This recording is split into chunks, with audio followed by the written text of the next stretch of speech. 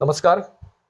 स्थानिक स्वराज्य संस्था विधान परिषद निवडणूक आज पार पडली. आज मतदान जे झालेलं होतं त्याचं काउंटिंग झालं आणि त्याच्यामध्ये महायुती सरकारचा परत एकदा अग्रलेख वाढताना आपल्याला दिसला. महायुतीचा दणदणीत असा विजय महाविकास आघाडीवरती झालेला आहे.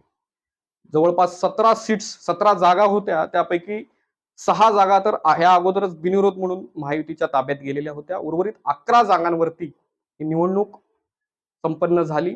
मतदान पार पडलं.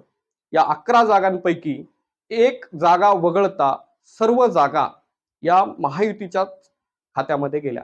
एक जागा जी की नाशिकची आहे, त्या ठिकाणी आपल्याला खूप रंजक गोष्टी पाहायला मिळाल्या, नाट्यमय घडामोडी त्या ठिकाणी पाहायला मिळाल्या. जे गोकुळ गीते अपक्ष उमेदवार होते, त्यांनी शेवटपर्यंत तळ्यात मळ्यात केल्यामुळे त्या ठिकाणी महायुतीचा जो उमेदवार होते नरेंद्र दराडे, त्यांना पराभवाचा सामना करावा लागला आणि अपक्ष उमेदवाराला ती जागा गेली. ती जरी जागा अपक्ष उमेदवाराला गेली असली तरी गोकुळ गीते हे बंडखोर होते. परत ते शिवसेनेत जाऊ शकतात किंवा भाजपमध्ये जाऊ शकतात. म्हणून जवळपास 17च्या 17 जागांवरती महायुतीचं परत एकदा बोलाबाला झालेला आहे. महाविकास आघाडीला म्हणावं तसं यश या निवडणुकीमध्ये मिळालेलं नाही.